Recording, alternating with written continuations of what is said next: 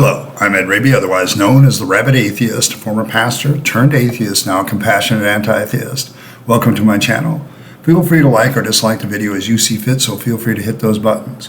Feel free to comment below, and I would appreciate it if you would subscribe to the channel and hit your notification bell for more content as it is released. You've already read the title, you've already seen the thumbnail, which I hope you were entertained by. May the 4th be with you. I won't say I'm a giant Star Wars fan, but I grew up with it. And my first memory of Star Wars is actually very special to me. My uncle took me to see it that summer, right after it had been released in May. And I saw Star Wars: A New Hope in sometime early June, late June, somewhere in there.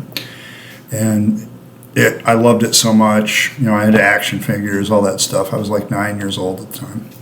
So it's left a lasting impression. Star Wars has become far bigger than anybody ever thought it would be, and still around, still does well. And so I kind of appreciate it. But today isn't about the 4th of May, or may the 4th or 4th be with you. It's I have been planning this video back a couple days ago when I mentioned that I left the dating scene, and one of the major reasons for that, me leaving online dating at least, is I got tired of a lot of the bullshit about it. Now, the real cause for this is I now live in the Bible Belt. Now, for those of you around the world that don't know what the Bible Belt is in the United States, the Bible Belt is the Deep South. Texas, Louisiana, Mississippi, Alabama, Georgia, Florida, probably as far as North South Carolina, Tennessee, Kentucky, Arkansas. But what it means is, if you were to come here, you would find people very, very serious about Christianity. And it's funny, on Sundays, I haven't experienced this since I was a kid, but I drive around even in Houston, Texas, which is like the 3rd largest city in America. Even when you drive around on a Sunday, it is really quiet because everybody's they're at church. And very few people aren't. They're either at home or they're at church. And it's really, really quiet a lot of days, even in the big city. And these big mega churches exist. Joel Osteen has his church here, plus, like a couple handfuls of others that have their big mega churches here. And up north, this isn't as bad. Where I'm from is from Michigan, the Great Lakes state. And up there, yeah, there's fundamentalists, but if you go into the cities, they kind of just disappear. It's the country, it's the places outside of the cosmopolitan areas in the north are the ones that have the Christians, and it's not fundamentalist stuff. Very moderate Christians, if at all. And so coming here. Now, what does that mean for the Rabyd, the atheist here, and dating? It means that my choices are even more limited now than they ever were. Some of the things I experienced. Now, I went out since I've been down here. I think I've gone on 4 or 5 dates, and every time I never get a second one.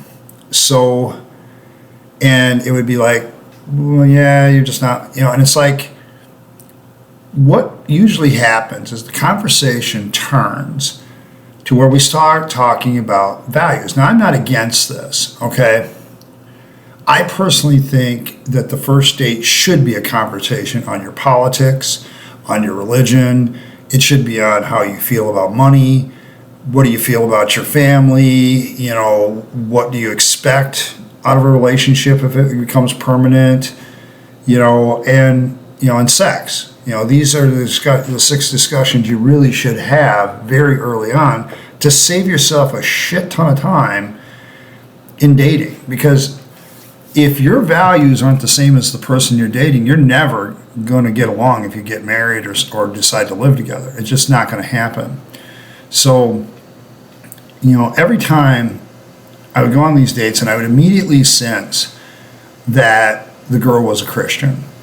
And the fact that I wasn't, even, I'd wear one of my necklaces. I always wear something super pagan on a date because I want them to ask about it. They never did. They saw the symbol and they shied away from it. So it's like, okay, I get it. But here's the thing. I'm not trying to cast aspersions on these women. I'm sure they're fine women. But I quickly found that as I would go through dating profiles down here, the common refrain was, I'm a Christian, I'm a child of God, and I expect the man that I'm going to be with to be a man of God. I would run into other profiles where I'd read, sounds like a great woman. Faith is very important to me. If you're not a Christian, just, swipe left or whatever. So I did. When I read through Christian profiles and I see that they don't want to be with anybody but a non-Christian, okay, yeah, I'm out. I'm not going to waste your time. Don't waste mine. Then I would run into the other problem, though, is I would get liked and messaged by a woman, and I would go, okay, what's up? Because I respect that. When a woman approaches me, that tells me that she's very confident in herself. That's kind of what I'm looking for. You don't necessarily have to be the one that approaches to me, but it's a big plus up when a woman does, because it tells me that she has some confidence in herself and she's not afraid of rejection or being shot down. Or if she is afraid of rejection, she's going to find out that I don't put up with shenanigans about it. I said no, deal with it. You'd expect me to deal with it, so deal with it. So, and then I would go look at their profile, and it would be, I'm a Christian, and I'm looking for a man of God. What part of the first two lines of my profile where I say, I am an atheist, I don't believe in God, and if you think that by dating me you're going to convert me, please swipe left, didn't you understand? And they didn't understand it. I don't know. One girl started to message me, and I said, well, I'm surprised that you contacted me. And she says, well, why is that? Have you read my profile? And she says, I think you should go. I tell her, I think you should go read my profile, because the top of her profile is, I'm a woman of God looking for a man of God. Okay, whatever. And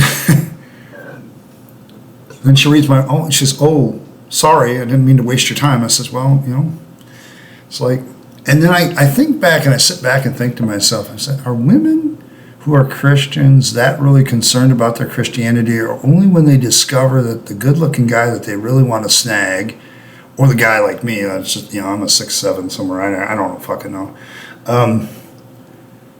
they realize he's an atheist or doesn't believe or a pagan or something, do they at that point back out? But their initial reaction is, yeah, man, I'd like to get with him. I don't know what's going on there. The other issue I had with online dating is the kind of women I was attracting that eventually got through my criteria of not necessarily being believers.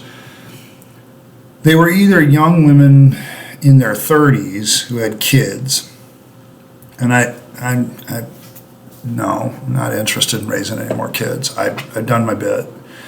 I love all three of my children to death, but I was never more happy when they all got on their own and could stand on their own 2 feet. That's what I was aiming for all along. So there's that. So that was kind of where I was at with it. Loved one of them was very close to, we're almost very on my profile, fellow atheists, things like that. But it's like, oh, girl, you're too young for me, and you got a couple kids, and I just, no, I don't need that. There's a lot of drama there. I'm like, nah. And then another woman who was a secularist, not necessarily, but we went on a date. It's like the closer we got, well, actually we didn't go on a date, because the closer we got to the actual date of making the plans, all of a sudden she disappears and doesn't want to make those plans. So it's like, we had been talking back and forth up to that time, and then disappears. And after a while, I began to study these modern women that we have that are dating, and I'm going to tell you my painful conclusions, and hopefully some of you ladies will listen.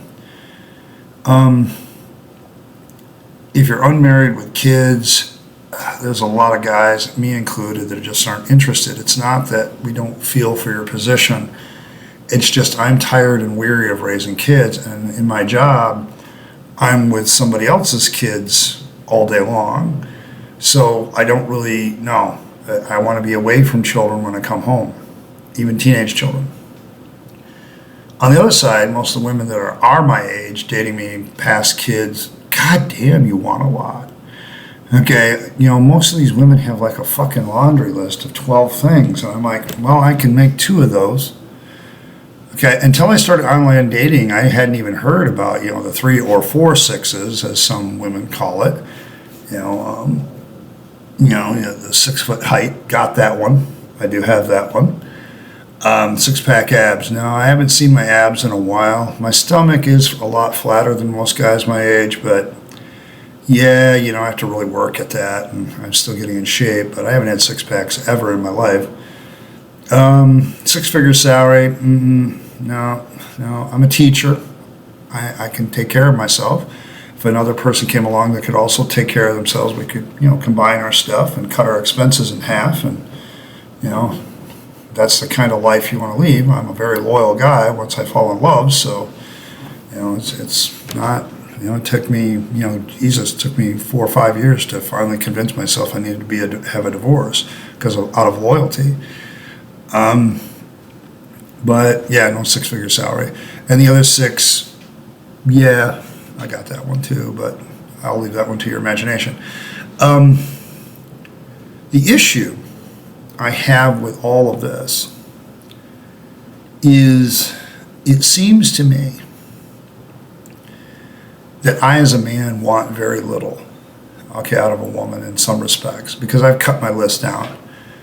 I want a shield maiden that'll go back to back with me when we're being assaulted by the world. Okay, somebody that'll fight with me, watch my back, and I'll watch theirs. The third thing I want is peace. I want you to come into my life and make my life emotionally more stable and peaceful because of your presence. And thirdly, I want genuine intimacy. Does that include sex? Yes. Would I have sex before marriage? Absolutely, because I want to know what I'm getting, and I think you deserve to know what you're getting. But at the same time, it's not just about sex. It's about emotional, mental intimacy. That's it. That's my list. But when I read these profiles, these women would have flipping 15, 16 things.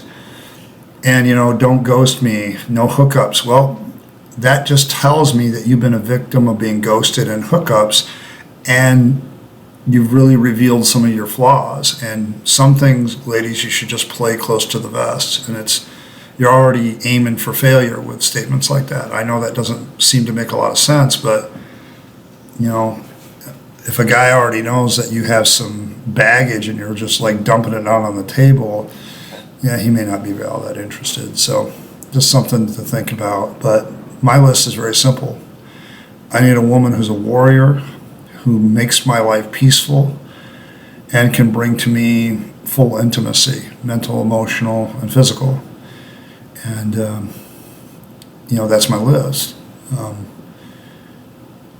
Does she have to be a non-believer? Not necessarily. I dated a few women that were Christians. I don't have an objection to that. It's just, if you're a woman of God looking for a man of God, I'm not it. I don't believe in fictitious fantasy characters, so that's that. So the consequence of all this is I took myself off of all my online dating sites. I'm not interested in doing that anymore. I'm going to live my life, and in the context of my life, I hope I run into somebody that will give me that peace, give me that intimacy, and be the warrior that watches my back, the warrior queen that watches my back, and I will be her warrior king. And that's pretty much it. I want to thank everybody for stopping by. I appreciate everybody coming here, to my Patreon supporters and everybody else. Thank you. I'm going to keep moving forward. This is, I think, third day in a row, so I'm going to keep trying to plug away, get a 10-15 minute video out real quick every day. I got to get used to it, got to get better at it, so that's kind of the motivation. But thank you for stopping by. May the 4th be with you once again, and I hope you enjoy your day. And I'm Ed Rabyd, otherwise known as the Rabyd Atheist. And hopefully I can convince you to be a rabid atheist like myself. In the meantime, this is me, Ed Rabyd, the Rabid Atheist, signing off and wishing you a good day.